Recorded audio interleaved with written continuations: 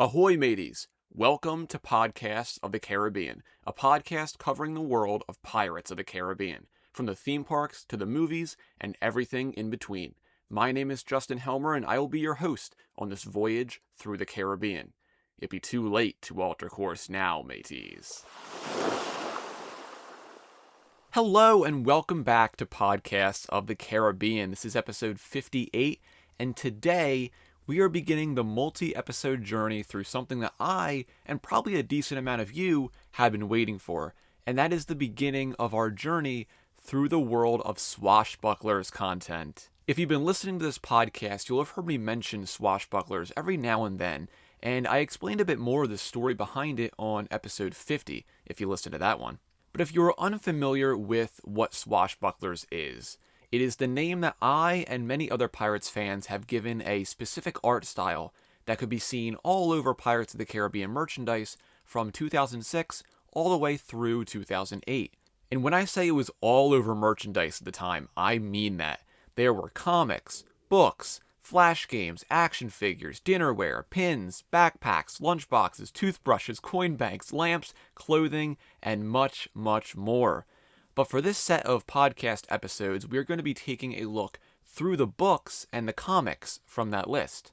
Now, in the past, we have covered some Pirates of the Caribbean comics, specifically back on episodes 16 and 19, which covered the comics found in the Disney Adventures magazine from 2003 to 2005. And you can also listen to the bonus episode I did covering the once lost but now found comic, Enter the Scarecrow, which is also from that era as well. But once 2006 rolled around, with the release of Dead Man's Chest came the emergence of this new Swashbucklers art style. All future Pirates comics would use this style, and the reason being for that, and all the rest of this merchandise, was for a potential animated series. I did talk about this more in depth on episode 50, so I'll briefly sum it up here, but there were many signs that an animated Pirates of the Caribbean show was in development around 2007 or so. That would explain why this art style could be seen everywhere, and with it being so prominent, there had to be a real reason why. But for unknown reasons, the show was cancelled, apparently, while it was in early development. Now, however, Disney never confirmed that this show was actually being developed at all. We've never had confirmation that it was, but there are a lot of signs pointing to it, and even still, it's very fun to speculate about. But anyway, now that I've given you all a little bit of a primer on what Swashbucklers is, it's time to dive right into the first part of our journey. Today, we're going to be covering some books that you may remember from your childhood if you were around my age. These books were short stories meant for little kids, and there were 4 of these books in total. The names of these books are Ghost Ship, A Storm at Sea, The Missing Pirate, and Escape From Davy Jones. And while they are meant for little kids learning to read, they are still very fun little side adventures that are just as good as some of the Swashbucklers comics we'll be covering in the next episode. Now keep in mind, there are actually a bunch more of these young reader books, but the rest of those are just various retellings of the Pirates films from a specific character's point of view, and they just feature photos and stills from the movies. These 4 books we're covering today are the only ones that feature the Swashbucklers art style, along with telling original stories. Now, I have a very, very soft spot for these books, especially for Ghost Ship, which is my favorite of the bunch. And my fascination with the Swashbucklers art style is not new at all, as I've loved it ever since I was a kid. Nowadays, it is so nostalgic to me, and I just love it to death. I've been waiting to cover these books literally since the start of this podcast, no joke. Way, way back, like a month into this whole journey, back in December of 2022, I posted about these books on social media and how we would cover them in the future. Pretty crazy that now, almost 3 years later, I'm finally getting the chance to talk about them. So that in itself is really, really amazing. But without further ado, let's dive into the first of these 4 books, and we'll start off with my favorite one, Ghost Ship. So, Ghost Ship, where do I begin with this one? As I said, this is my favorite of these books, and let's see if you can guess why. This book centers around Will Turner and Elizabeth Swann. Yep, and that's the reason why. I love this book so much, even now, and I have probably read this book over 100 times in my life. I loved it so much as a kid that I even did a book report on it, like in 2nd or 3rd grade or something. And I love it so much even now that I actually wrote a more in-depth version of the story, about 3,000 words long, that I posted on Archive of Our Own back in 2023. It was a passion project for me at the time, and if you really want to read that, you can check it out on AO3. It is just called Ghost Ship, and my username is JD822953. But with the shameless plug out of the way for my fanfic version of the story, on the podcast today we're going to stick to the original book. Timeline-wise, this book takes place after The Curse of the Black Pearl and before Dead Man's Chest, so somewhere in that 1-year time frame between those movies. To set the stage for this book, Will is teaching Elizabeth how to sword fight when they hear a legend about a ghost ship sitting out in the bay of Port Royal. So let's go into the book. Will Turner was the best blacksmith in Port Royal.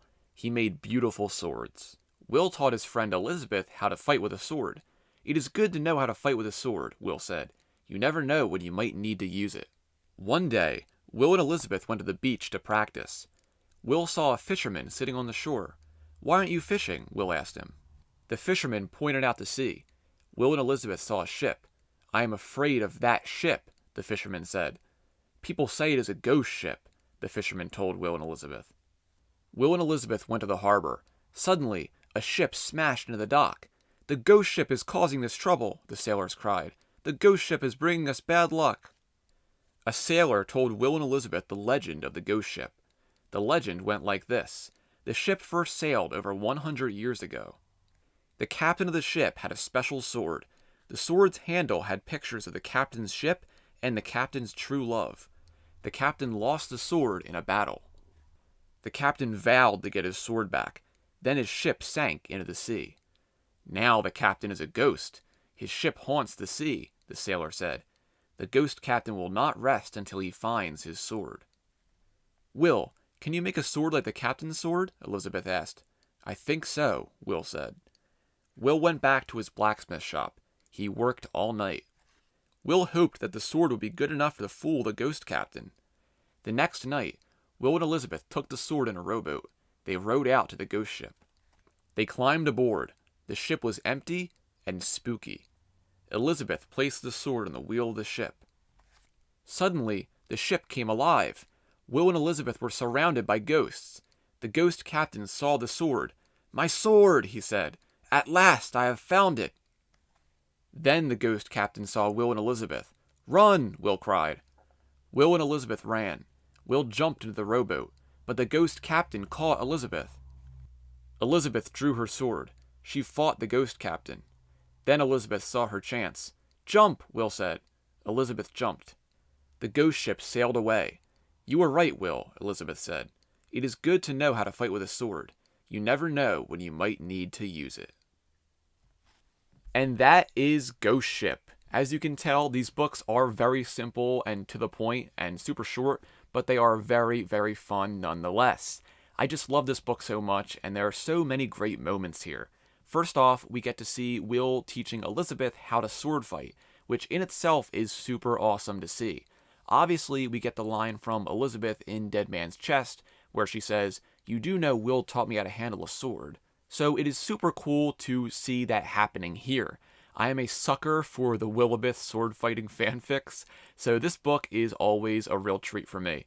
And it is great to see Elizabeth take that knowledge from Will and apply it when she is fighting the ghost captain at the end of the book. Also, I love how Will somehow makes a near identical replica of the ghost captain's lost sword without even knowing what it actually looks like. He's only just heard the story from this sailor, and he just makes a complete replica. I guess he's just that good at blacksmithing. Step aside, Mr. Brown. Not like he was doing anything anyway, but still. Now let's talk about the ghosts themselves. So we get this legend about the ghost ship from one of the men at the harbor, and he says it's because the ghost captain is looking for his lost sword, which he lost in battle before his ship sank. Unfortunately, we do not get a name for this captain, neither do we get a name for the ghost ship itself. But also in the legend, we see the sword has two engravings on its guard.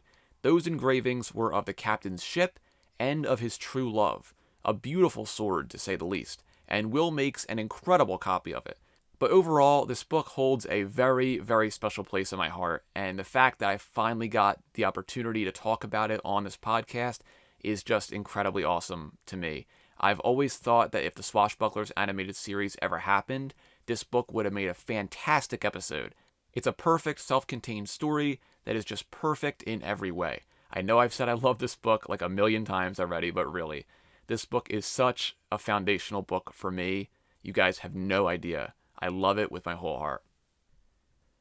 But now let's move on to the second book, which is called A Storm at Sea. This also takes place in the gap of time between The Curse of the Black Pearl and Dead Man's Chest, and it holds a lot more importance than any of you may realize. Remember the hurricane, the event that is mentioned by Jack Sparrow's crew and James Norrington in Dead Man's Chest? Well, guess what?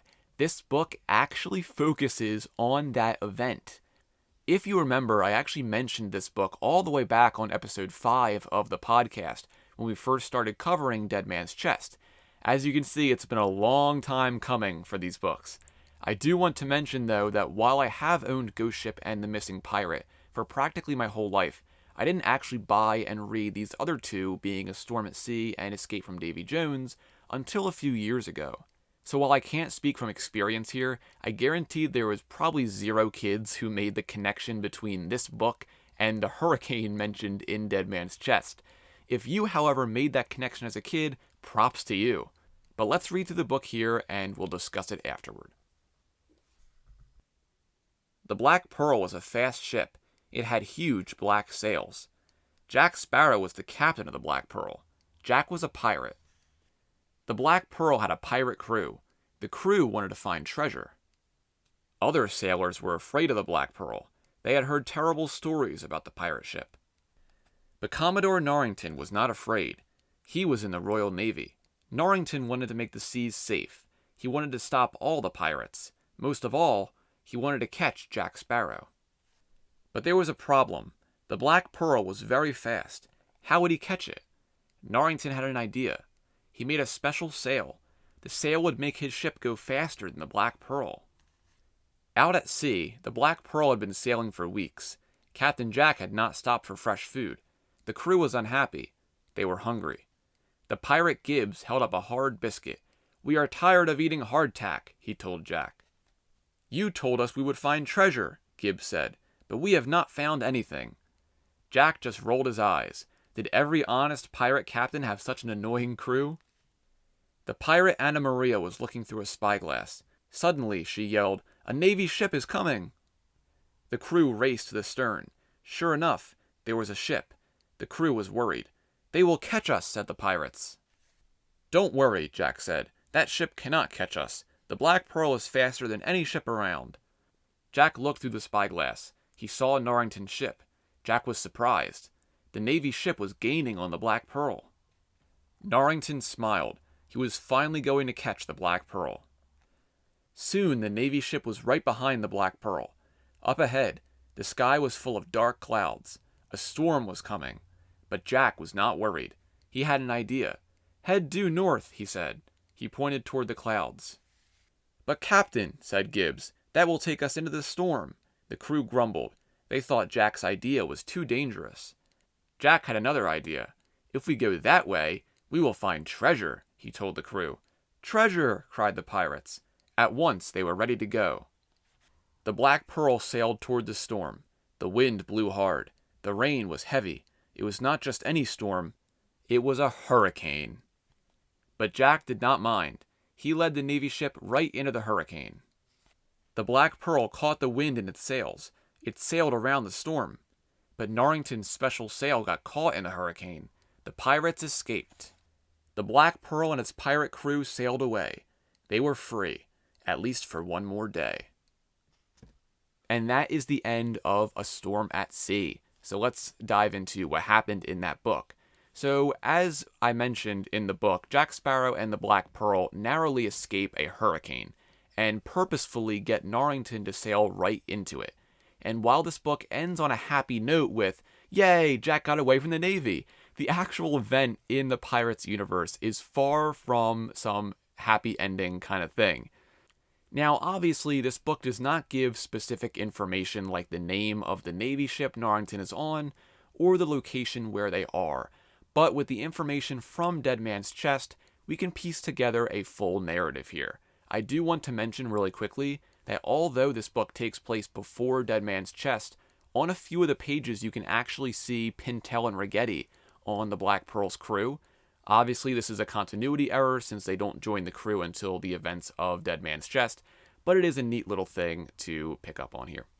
But here we go. Let's track the entirety of the hurricane event. So from the movie, we know this happened off the coast of Tripoli, which is mentioned by Narrington in Tortuga.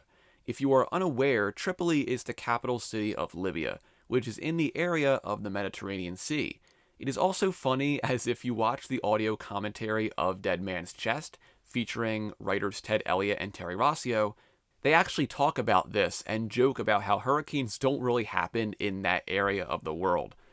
But regardless of what happens in the real world, this is where the hurricane happens in the Pirates universe. So obviously, Narrington is in pursuit of Jack, and I should also mention that this unnamed Navy ship in this book is actually the Dauntless. But Narrington knows how fast the Black Pearl is, and from this book we see he adds an additional sail to the Dauntless to give it more speed. Once Jack realizes that the Dauntless is catching up to them, he notices a hurricane to the north, and sails right up to it. With the Pearl's maneuverability and speed, she's able to catch the wind and sail right around the hurricane, but the Dauntless, being such a large ship, gets caught in this hurricane due to the additional sail that Narrington added to the ship. What is hilarious to me is that the second to last page in this book depicts Jack Sparrow smiling, happy he escaped, while his eyes look toward the Dauntless in the distance, which is being pulled into the hurricane. I find this so funny, as this is the face of a man who unknowingly has just ruined another man's life, that being Narrington. And not just Narrington, but the entire crew of the Dauntless. You see, once the Dauntless gets stuck in the hurricane, the Dauntless gets destroyed, and it is assumed that most of, if not the entire crew of the Dauntless perished in this hurricane. That would explain why James Narrington is so depressed and forlorn in Dead Man's Chest. But there is the potential that Gillette and Groves were two of the survivors of this event, assuming they were on the Dauntless when it happened, given that they of course show up in At World's End and on Stranger Tides, but who knows for sure. Once Narrington makes it back to Port Royal though, which who knows how long that took after this happened, he resigns his commission as Commodore and essentially disappears until we see him in Tortuga in Dead Man's Chest. So yeah, while this children's book does not cover this whole event for obvious reasons, I find it hilarious that the only extra information that we have about this hurricane event outside of the movies is this very simple, short children's book that probably not many people know about. Just very crazy to think about. But we've gone through everything we can with A Storm at Sea, so let's move on to the next book, which is named The Missing Pirate. This one actually takes place before The Curse of the Black Pearl, and the reason we know that is because Narrington is referred to as Captain Narrington, thus dating this before he becomes Commodore in The Curse of the Black Pearl. The Interceptor is also mentioned, and Narrington is referenced as the captain of the Interceptor, and also Jack Sparrow is not mentioned at all, and neither is Will, which kind of cements the spot in the timeline for this one. Now, this book is actually very interesting, as while it does feature Elizabeth Swann, the main character in this book is actually James Narrington. That is super interesting, as in this era, Narrington was always kind of painted as a villain in all the supplementary material, so it's really nice to get a book with him as the focus, and also showing him in a bit more of a positive light. But let's dive into The Missing Pirate. Elizabeth Swann grew up in Port Royal. Elizabeth's father, Governor Swann, faced a big problem: pirates. Pirates attacked ships heading to Port Royal. The pirates cut off trade between England and the Caribbean. "If this doesn't stop, I'll be sent back to England in disgrace," the governor told Elizabeth. "I must help my father," Elizabeth said. "All you have to do, miss, is grow a beard, get a boat, and learn to sail it," joked Elizabeth's maid. Elizabeth frowned. Governor Swan ordered Captain Norrington and the rest of the fleet into action. Norrington was captain of the Interceptor. "Don't worry, Miss Swan. The Interceptor will soon make these waters safe again," said the captain. Captain Norrington heard many tales, but one boat was spoken of more than any of the others. It was called the Cutlass. Even pirate ships ran from her. It wasn't long before the Interceptor met up with the Cutlass. She must be a pirate ship. Captain Norrington was not going to let her escape. "But Captain," a sailor said to Norrington, "the Cutlass drives pirates away." Norrington did not care. He did not want any ship taking the law into its own hands. "Raise the sails and fire when in range," Norrington commanded. The Interceptor found the Cutlass near the shore. A hook flew from the Interceptor to bring the Cutlass closer. The soldiers on the Interceptor drew their swords. Through his spyglass, Norrington saw the Cutlass. It looked empty. Then he saw someone in a hat jump from the ship. It was the captain of the Cutlass. "I have never seen a captain leave his ship," Norrington said. The soldiers searched the Cutlass. It was empty. Then they searched for the captain. He was gone. Captain Norrington brought the Cutlass back to Port Royal. The next day he told the governor about the missing captain. Governor Swan asked Norrington to search the Cutlass. When Norrington went down to the harbor where he had left the boat, it was gone. Now, more than ever, he wanted to catch the pirate captain. That night, Port Royal awoke to the sound of cannon blasts. Captain Norrington raced to his window. The Cutlass was in the harbor. "Pirates!" cried Norrington. The Cutlass blasted holes in 2 pirate ships. The damaged ships fled the harbor. But the Cutlass remained. Captain Norrington ordered his men to tow the ship into port. The soldiers brought the boat in. "Was the captain aboard?" Norrington asked. "No, sir. The ship was empty," replied a soldier. Norrington was angry, but Governor Swan was happy. He thought it was Norrington who had chased away the pirates. The governor gave Norrington a reward for a job well done. The men shook hands. Meanwhile, the real hero slipped into Elizabeth's bedroom. It was the captain of the Cutlass. "You should be proud," said Elizabeth's maid.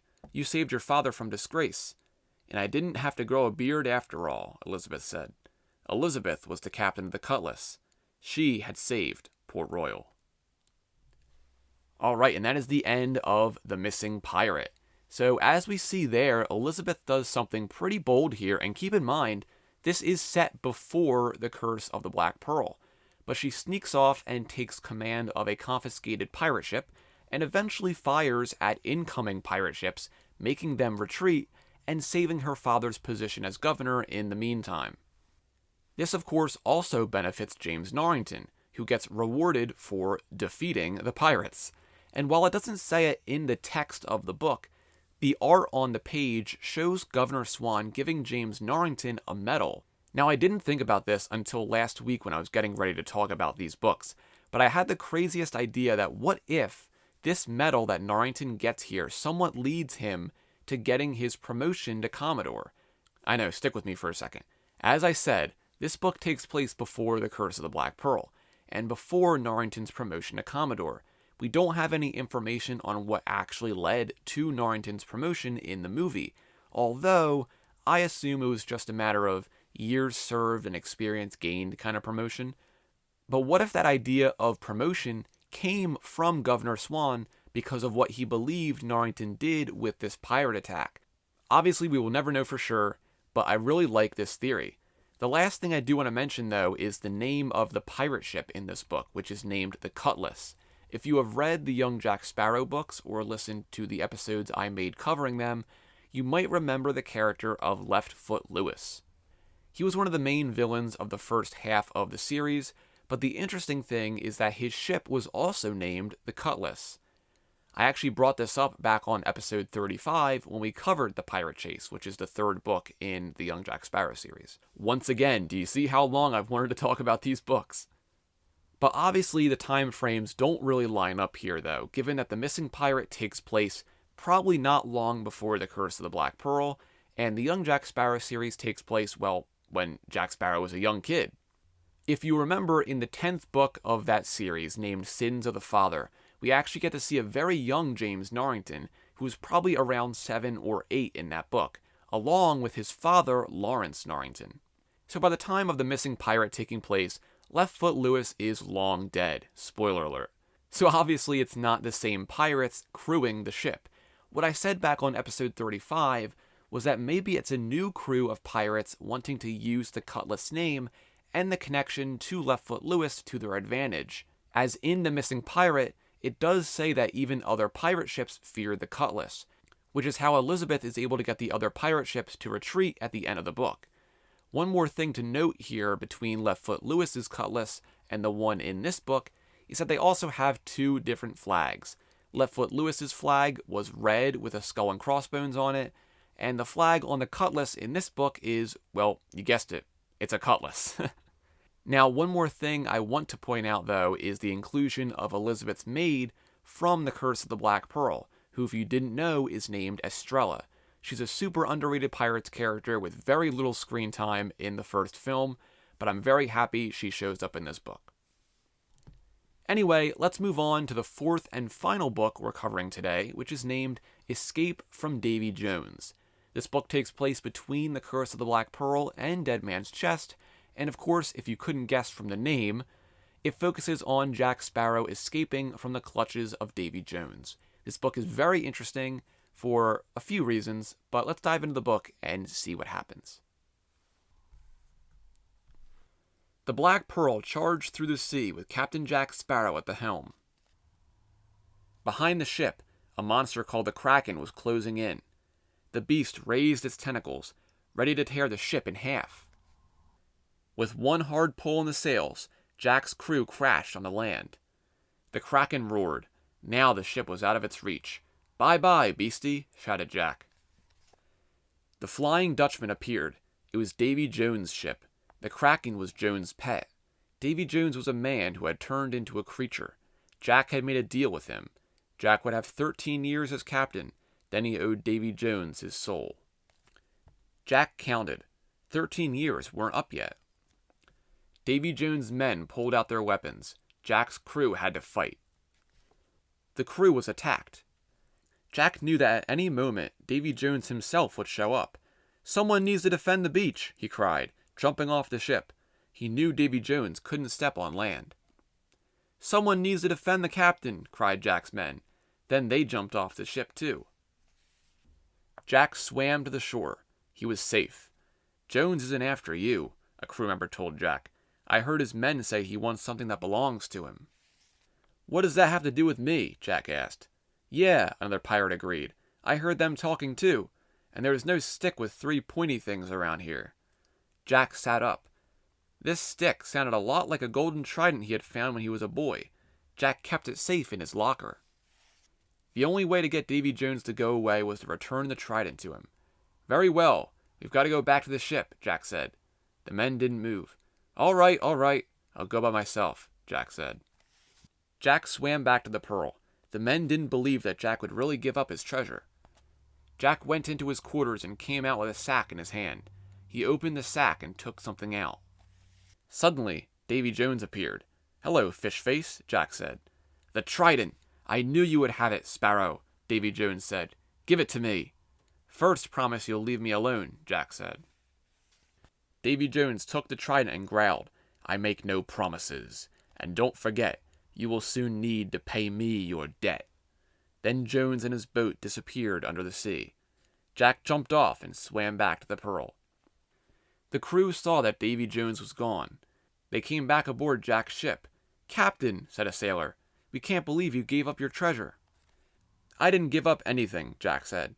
"But we saw you," the younger sailor began. "A fancy pitchfork," Jack said. This is what he was looking for. He held up the real trident. Davy Jones figured out that Jack had fooled him. "Jack Sparrow!" he cried out. Jack knew he would soon meet Jones again.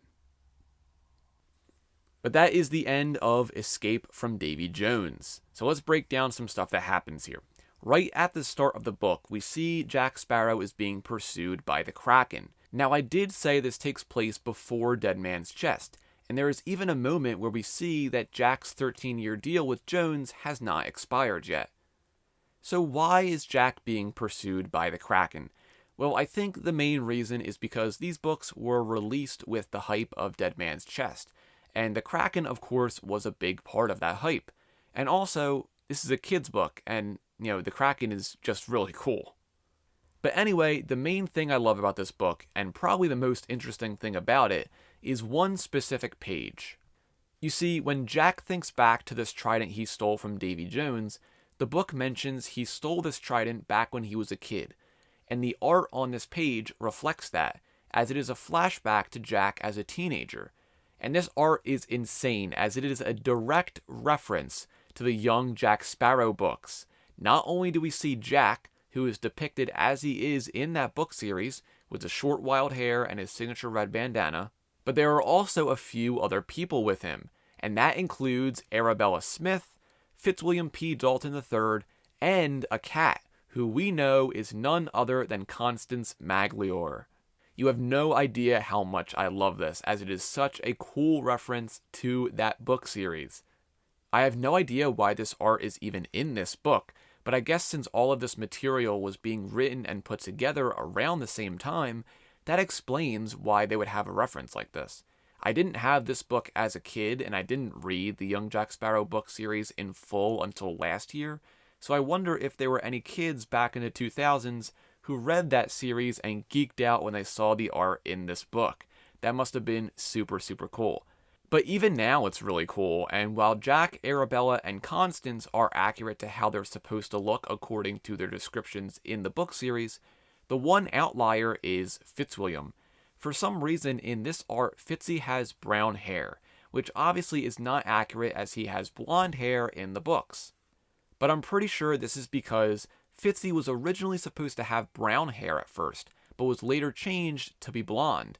You can actually kind of see this in the illustrations in the first Young Jack Sparrow book, which is named The Coming Storm, where some of the illustrations in that book actually depict Fitzy with darker hair.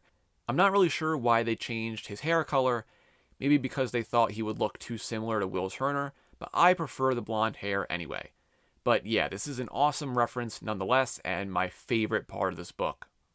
But at the very end of this book, we have Jack Sparrow fooling Davy Jones with a fake trident, and we unfortunately do not get a name for this trident that Jack stole from Jones when he was a kid. It looks really cool, but of course the only trident we really have in the Pirates of the Caribbean franchise is the Trident of Poseidon, and I'm ruling that out immediately because we already have two versions of the Trident of Poseidon, one from Pirates of the Caribbean 5, and the other one from the end of the Young Jack Sparrow series. So there's no way I'm accepting another version of the same trident. But that is it for Escape from Davy Jones, and now that we've covered these 4 books, that brings us to the end of this episode. As I've said multiple times on this episode, I have been waiting forever to cover these books, and I'm so glad I finally got the opportunity to do so. These books, especially Ghost Ship, are so near and dear to my heart, and I love them so, so much. They mean so much to me, and they're an integral part of this whole Swashbucklers part of the Pirates of the Caribbean universe. I'm glad I finally got the opportunity to discuss them in depth, and I hope you've all enjoyed learning about them if you didn't read them as a kid. If you did read them when you were a kid, I hope this was a fun little trip down memory lane for you. Speaking of Swashbucklers though, as I said at the beginning of this episode, this is only part 1 of our multi-episode journey through all of the main Swashbucklers content.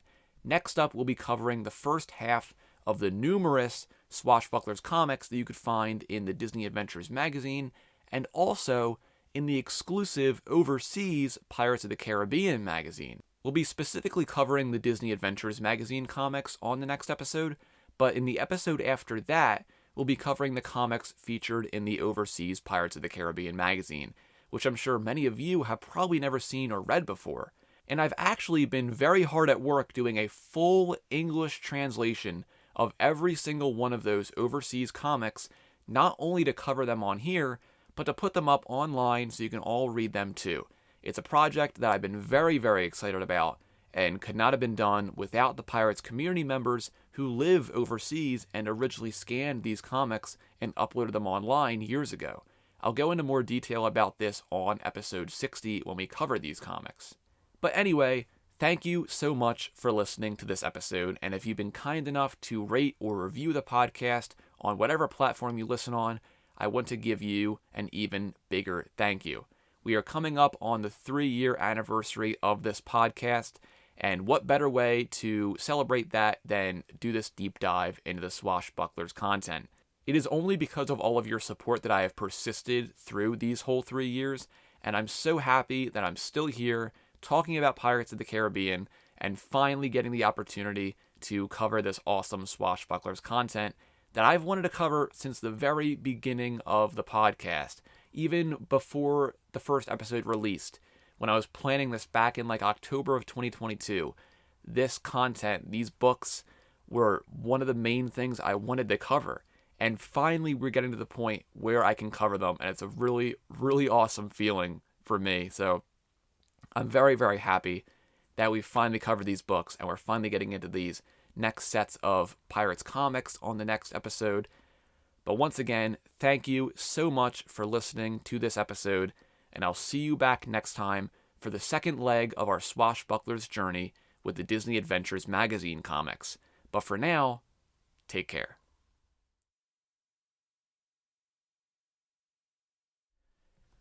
Podcast of the Caribbean is in no way affiliated with Disney. If you want to send me an email or a question, you can send it over to podcastofthecaribbean@gmail.com. You can also follow this podcast on Instagram and Threads at Podcast of the Caribbean, and over on Twitter/X and Bluesky at PodcastPOTC. I post fun content and trivia over there, so make sure to check those platforms out. And you can also buy merchandise for the podcast over on TeePublic and Dashery. Be sure to keep a weather eye on the horizon, and always remember, dead men tell no tales.